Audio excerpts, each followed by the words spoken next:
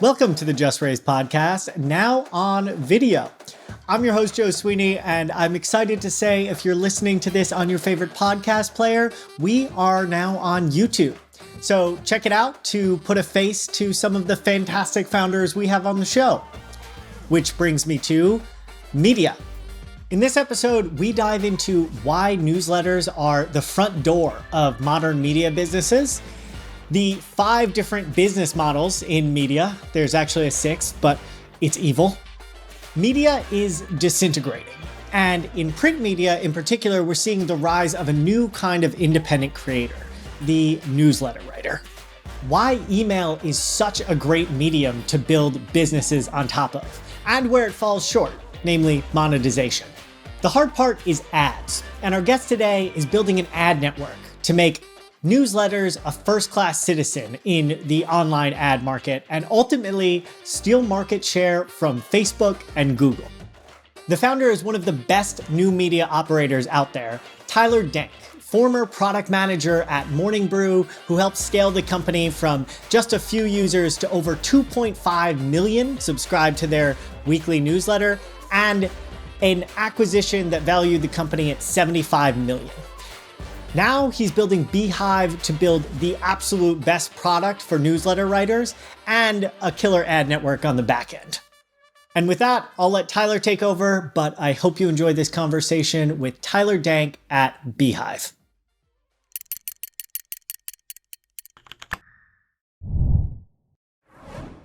Tyler, awesome to have you on the show. I think an interesting place to start would be with Morning Brew. So you were pretty integral on that team before the acquisition and before leaving to start this, Beehiiv. Can you tell us a little bit about what you did there and how you build Morning Brew into the new media juggernaut that it is? Yeah, for sure. So I joined Morning Brew back in 2017 as the second employee. The story is actually fairly funny. I'm good friends with Austin Reef, now CEO, back at home. And we were always talking about business plans and like where Morning Brew could go. And he asked me to build the social share at the bottom of the newsletter where you share like each individual story, Facebook, Twitter, Instagram, whatever. And it was like a feature that everyone had. And he was like, if you can build this, we have so much work for you to do this summer. So I really started there, started on contract, eventually joined full time and built out everything from the referral program to the email template, the website, a custom CMS where the content team would create the content for the newsletters, and eventually like an ad operations platform kind of to manage the inventory of all of the advertisements in the different newsletter placements. And so the role really spanned, as it does with any early stage startup, wearing multiple hats, running growth, managing a budget of upwards of $500,000 per month on paid acquisition to grow our newsletters, and then the tech and product aspect. So building those different things that I just mentioned, the different platforms, a lot of internal tooling for the employees to take advantage of, and just anything that would really move the needle to help expand our audience and make the operations internally a little bit more efficient. So what are you building at Beehiiv now? Because this is pretty different, but also feels like it plays directly into your experience at Morning Brew. Yeah, I'd be lying in saying that I am building Beehiiv totally from an idea that came walking down the street. Like a lot of it was inspired by the work done at Morning Brew. And I guess there's a few ways to look at that. The good thing about email is your audience is so easy to reach, and in them replying to your email, you get that very instant feedback. And so very constant feedback that we would receive from the newsletter was, what CMS are you using to create these emails and customizing in the way that you are? And what referral program tool are you using to grow your audience so efficiently? And so there was a real tangible need or desire for our readers who also likely had newsletters on their own to use some of the tools that we're using internally. But the tools were just that. They were internal tools for our team to use. And then at the same time, it kind of indicated that the other solutions available in the market weren't adequate for what a lot of our readers or other newsletters were looking for. And when you see some of our competitors raising at absurd valuations, and I think a lot of the tech that we had built at Morning Brew lent itself and was very applicable to the solutions that were trying to be offered in the market. Another thing that piqued my interest is a while ago you said that coming from Morning Brew, you learned what worked and what didn't. What are some of the things that work, and what are some of the things that don't? Maybe for newsletter creators who are, attempting to grow. One, we were very fortunate at Morning Brew. It's worth stating that like the brand was very strong, and the voice and tone of the newsletter, which is like attributed to the talent of the content team, is really what made the flywheel move. Like I could have been working on the same growth strategies, building the same like data pipelines and like the same architecture from like CMS to website to referral program. And that would have been entirely meaningless if the content wasn't great. So like that's the number one thing. When I've written now 2 blog posts about referral programs, like without the content and brand behind it, like the referral program just won't move if the content isn't good. So like there's no excuse to not having the best content. And like as a content creator, first and foremost is building and writing stuff that people actually want to read. Beyond that, if you're going to get more technical into like you have traction, call it product market fit with your newsletter, and now you're really just trying to grow. One thing that we did that worked really well at Morning Brew is just understanding and breaking down cohorts of all of our different acquisition channels. And so if you can attribute where users are signing up from, and then also how they're engaging and whatever that success metric looks like. If you have a premium subscription, maybe it's the percentage of people who sign up and upgrade to premium. If it's purely just all free, maybe it's you want subscribers who open more than 50% of the time. And so at Morning Brew, we created a metric called high quality, which was basically how quickly can we determine if a subscriber is high quality or not? And we deemed 2 weeks. And so that was 12 newsletters. And so a high quality subscriber was someone who signed up and read more than 6 of their first 12 newsletters, fairly indicative of their engagement. If they opened 0 out of their first 12, odds that they were going to suddenly start opening every day was very low. And vice versa, if they opened 12 of 12, the odds that on that 13th they just never open again is pretty low. So we found 12 days or 2 weeks to be a pretty good sample size. And once you have the data to say, here's 1,000 people that signed up from Facebook in December, and 50% of them were high quality. And then you look at 1,000 people who signed up from Twitter in December, and 25% of them are high quality. Now that you actually have quantitative numbers behind the engagement level, and again, I'm going off of opens, it could be upgrades to premium subscriptions or whatever that metric is for you. Then we knew instinctively to double down on Facebook in that example and maybe cut off Twitter if it wasn't performing well.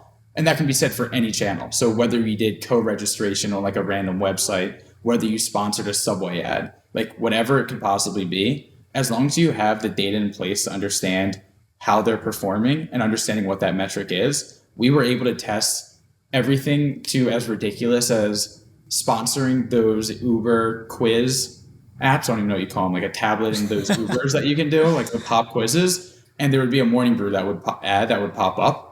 And to get them Did those work? No, but the thing is, like we had the data to back up whether or not it would or wouldn't work, and so we weren't afraid to try anything. Knowing if it didn't work, we would cut it off. And so it's a very long-winded way of saying like there are like different methods that work, like a referral program, but there's also just the infrastructure that you need to have in place to understand your data and actually break out these different cohorts, so you at least know where you should be spending time to get subscribers, and if you know who they are and where they hang out with, you can keep targeting those different channels. And it sounds like you're building that engine for independent newsletter creators, and they won't even have to fully understand all of those different variables. You'll be building it on the back end with your ad network.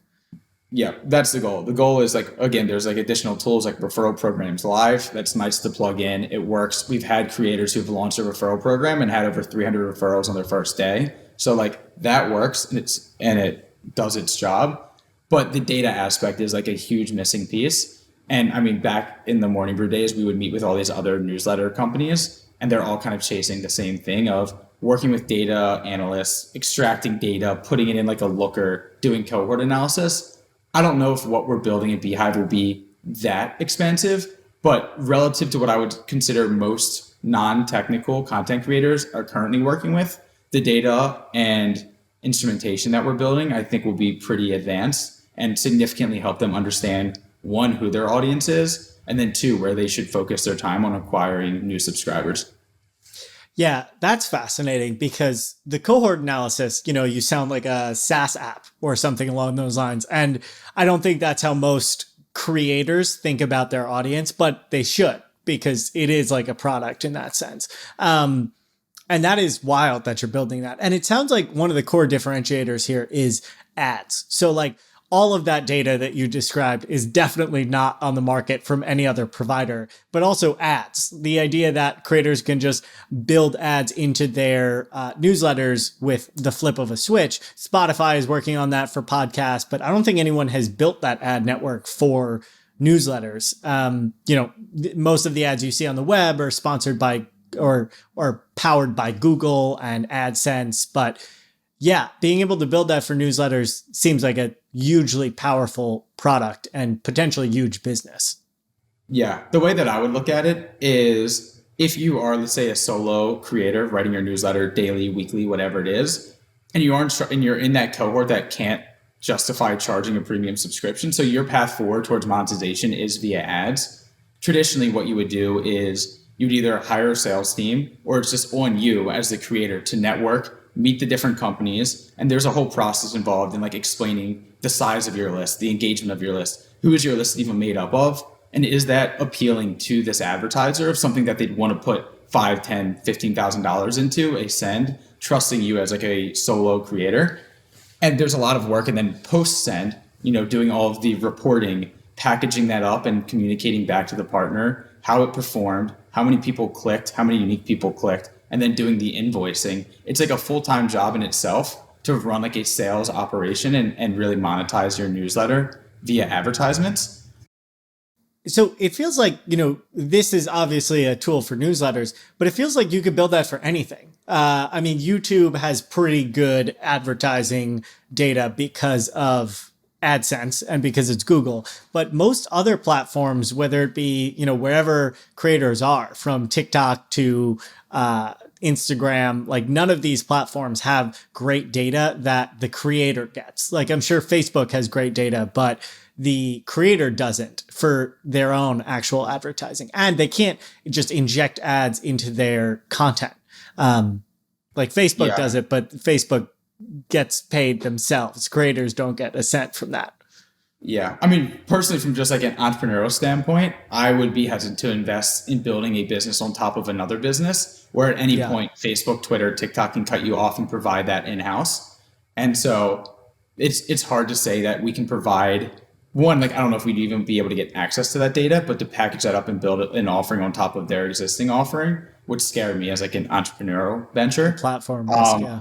But for us, we own everything from the content creation. So where you go to actually write the newsletter, we send the emails. We understand all the data and performance of these emails. And because we're building an expansive ecosystem of newsletters, you, Joe Sweeney, may be subscribed to 8 different newsletters across our ecosystem of people sending through Beehiiv.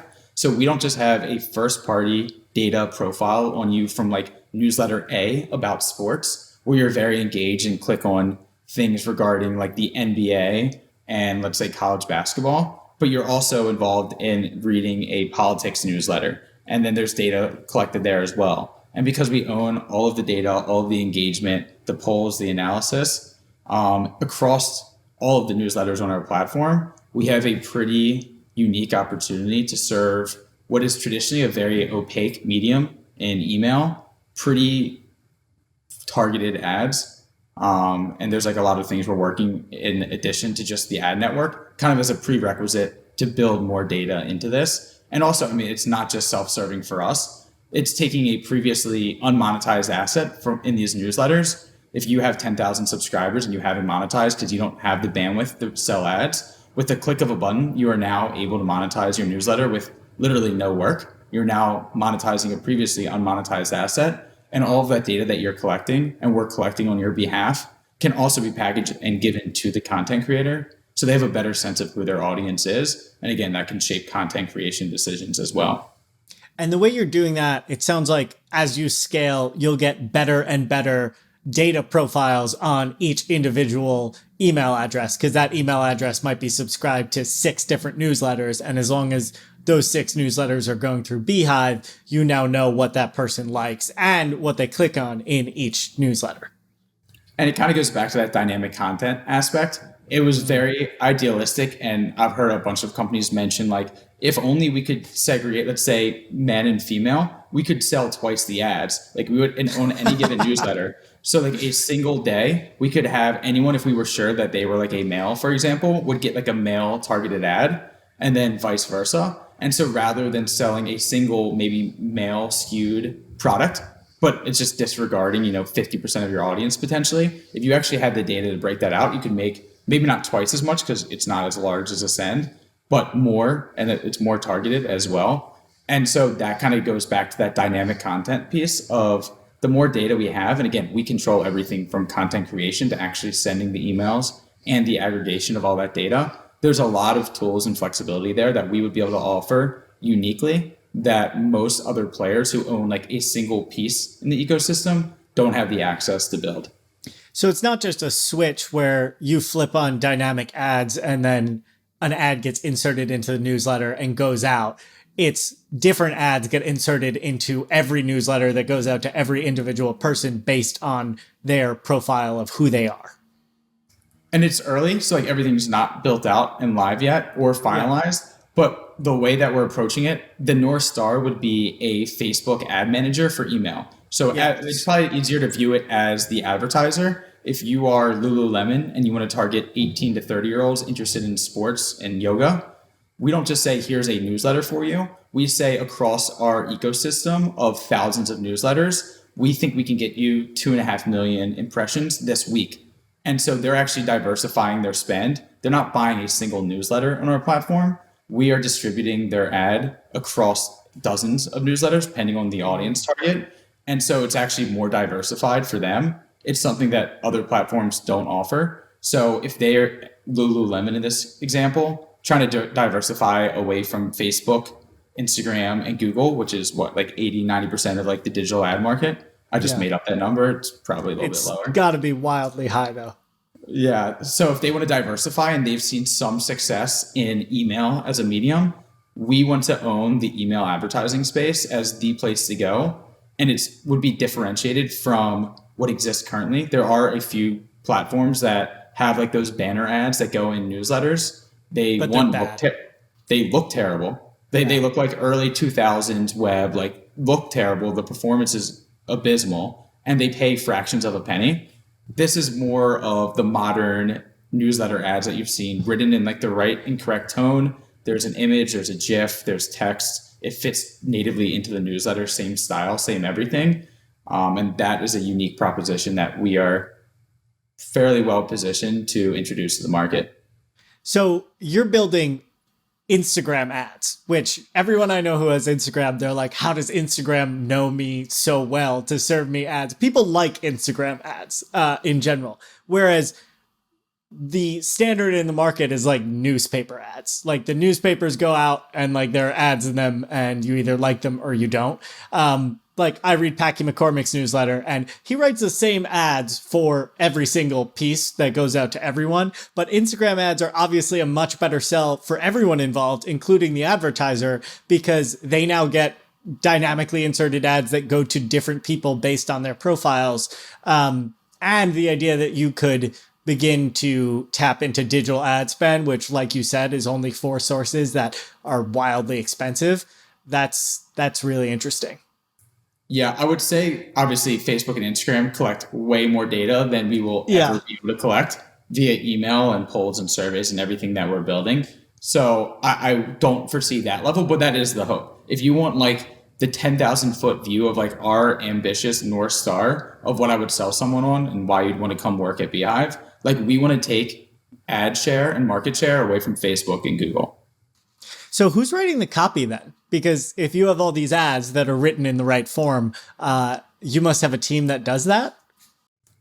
Yeah, it's a great question, first of all, because that is like the missing third party in this, right? There's the advertiser, there's the newsletter and like the impressions, and then there's like some form of copywriting, which varies from earlier stage, like D2C companies probably have their own marketing team, create their own copy, all the way up to like the massive like Coca-Cola, Pepsi's, like they just outsource everything to agencies who either they write copy or it's outsourced elsewhere to another copywriting team. It's in the works. But we have a few different solutions for that. But I don't foresee us being the one, like we will not have a team of copywriters. I don't want to say definitively, But the way that we're leaning, we will not have on staff full-time copywriters creating copy for the ad network. I feel like kind of the hardest part here is getting the newsletter writers, because once you have a lot of newsletter writers, like we said, you have that scale that you can reach just way more people and be able to build those ad profiles. And then it makes a lot of sense for the advertisers. But actually building that network on the front end, how do you think about distribution and just reaching newsletter writers and getting them to come on the platform? I mean, you have a pretty big network yourself on Twitter and the reputation from coming from Morning Brew, but what's the strategy?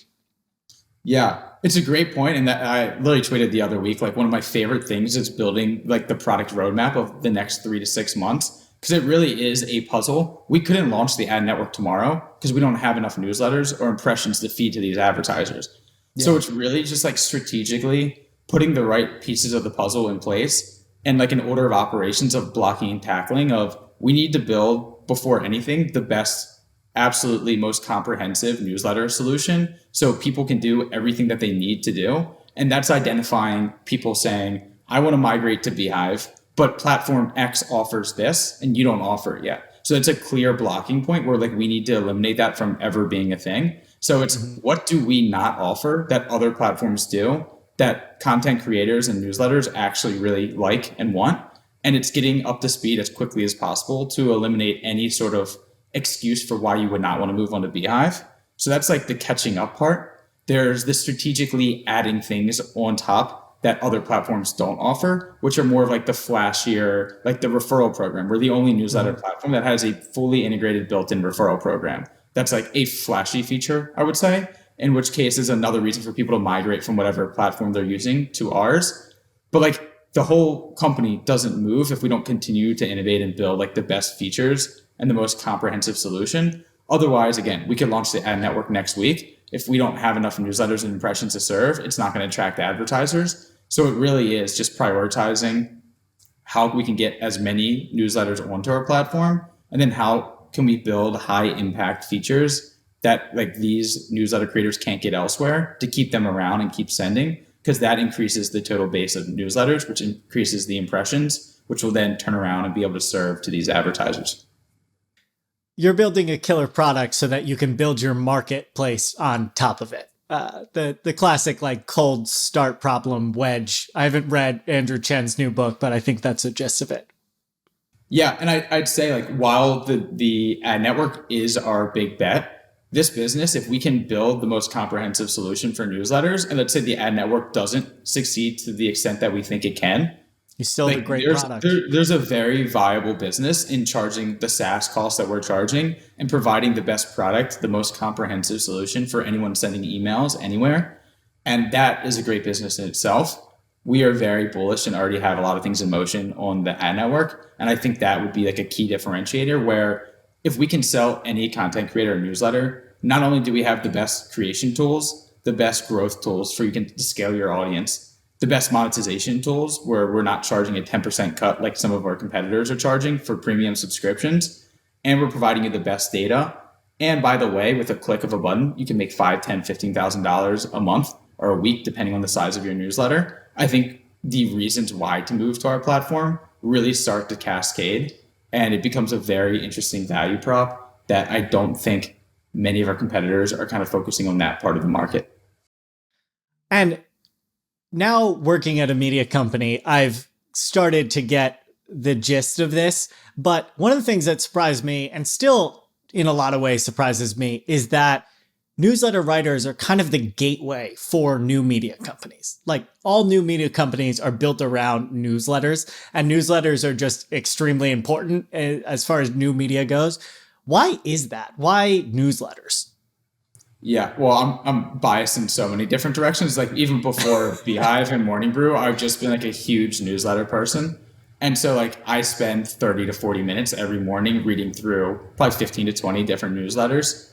And so that's just my preferred medium for getting news, seeing what's going on in the world, understanding different like tech deep dives or whatever it may be.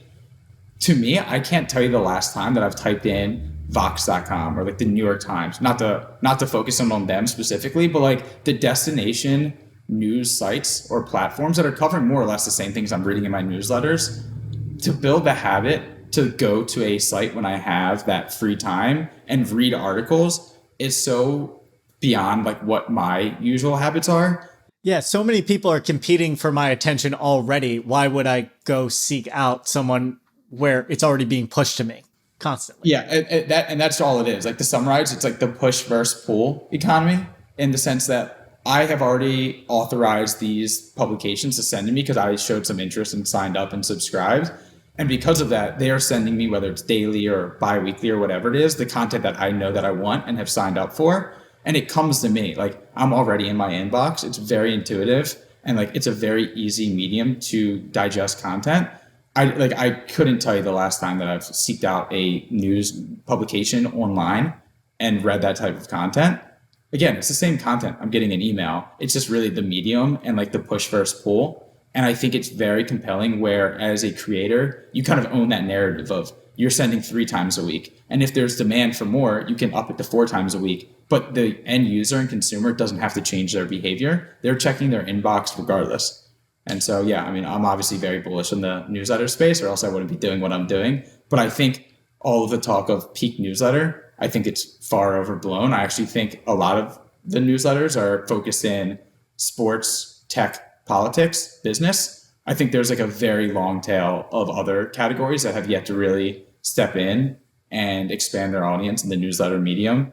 And kind of like what you've seen with blogs, there's, I think, 900 million blogs plus. I don't know, I pulled some number the other week, but there's so much random blogs on the internet and like they all haven't correlated and translated over to email as a medium. And I think there's a huge opportunity there.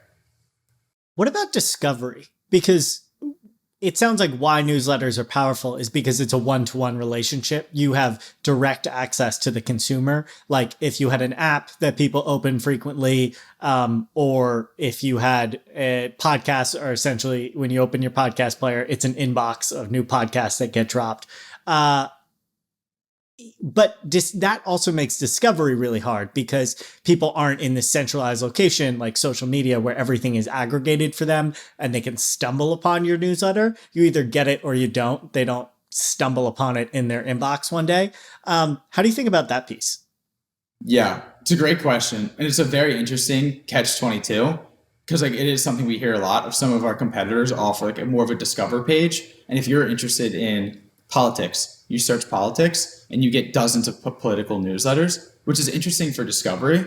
I would say it's actually not super helpful for the content creators in the sense of if you're if you're not the one that they click on, it's really just competition being introduced. And so there's like kind of 2 approaches. There's the aggregator role of aggregating all the different content, making it super easy to find. If you're interested in sports, here's all the sports newsletters we have. You can compare and contrast and sign up for them. Or the approach that we've taken to date is more of like the Shopify approach. When you go to a Shopify store and you're searching for like athleisure, they don't say, here's 15 other athleisure stores hosted on Shopify. Why don't you check them out as well? And they're like 1 click away from all of the competing stores also built on Shopify. Shopify is like a pure platform by every sense of it. They provide the tools, the framework, the infrastructure for you to create a website, add products, manage inventory, and charge customers and manage shipping.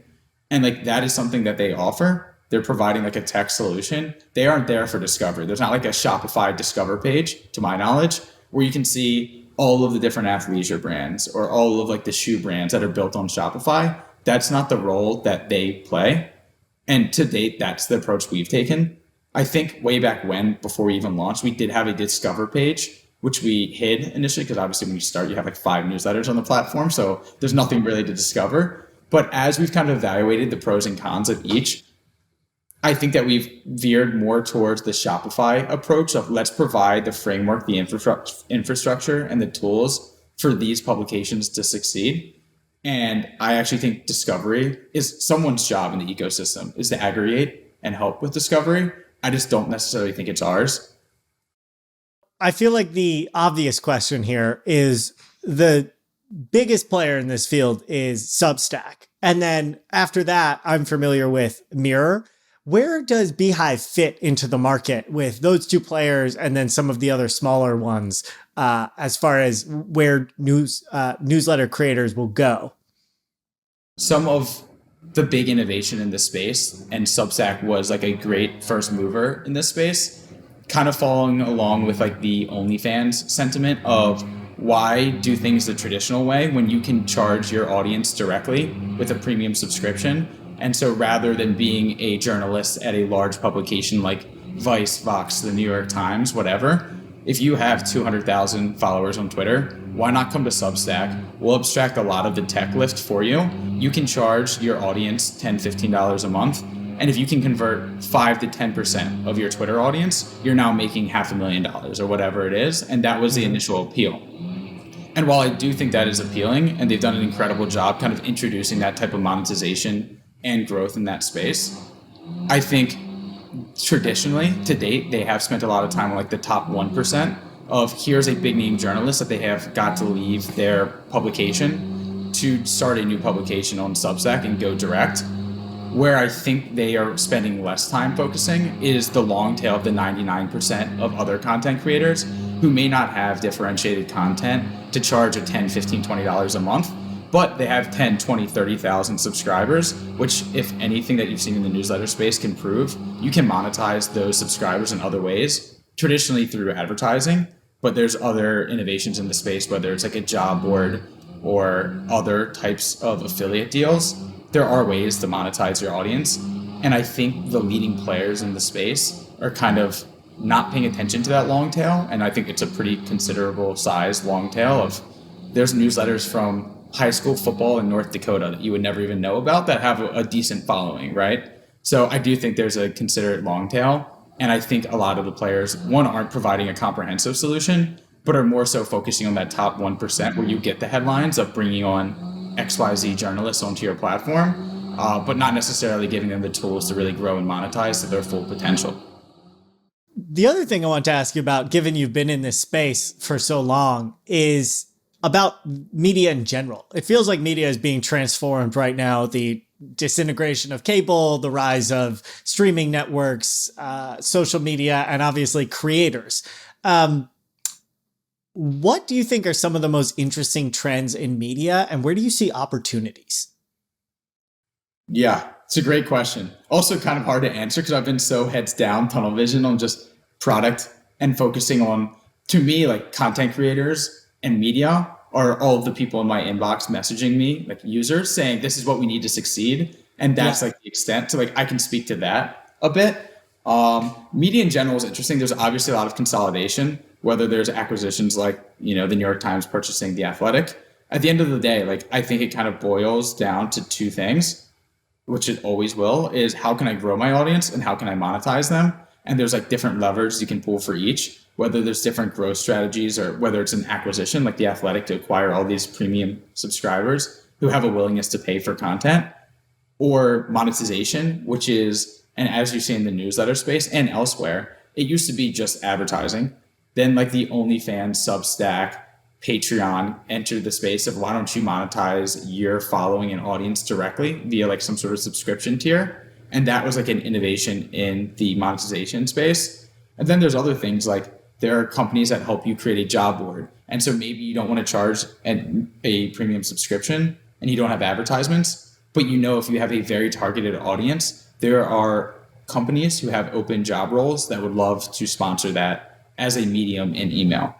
And so I think there's just going to be a continuation of innovation in both ways to grow your audience, whether it's cross-promoting through different channels and mediums and platforms, or just additional ways to monetize. And like you can even see that with Web3 and NFTs, like rather than charging a subscription, why not mint a bunch of NFTs, give them exclusive community access? And now as a creator, you have just brought in a ton of revenue and also have a more tangible relationship with your audience through like the NFT Web3 kind of innovation.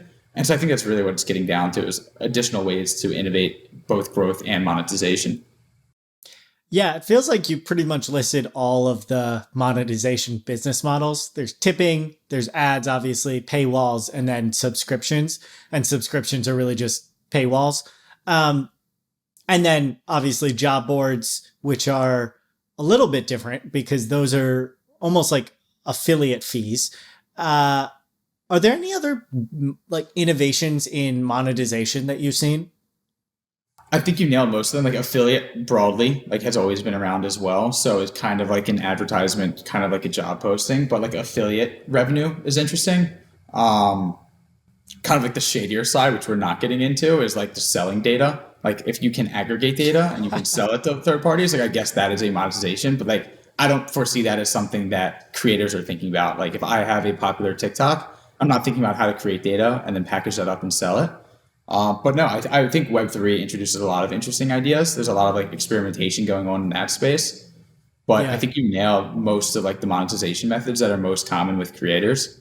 And if there continue to be new ones developed, we'll probably be on hopefully the leading edge of that and introduce that as opportunities to creators in our ecosystem to continue to monetize. At the end of the day, our job's very simple. It's how do we create the best tools for you to succeed in growing and monetizing. And if there's a way you can monetize right now newsletters, tomorrow much more than newsletters, then we will build the tools that will help you do that as efficiently as possible. And if we can't do that, we don't deserve to be in business because like that's all we're trying to do.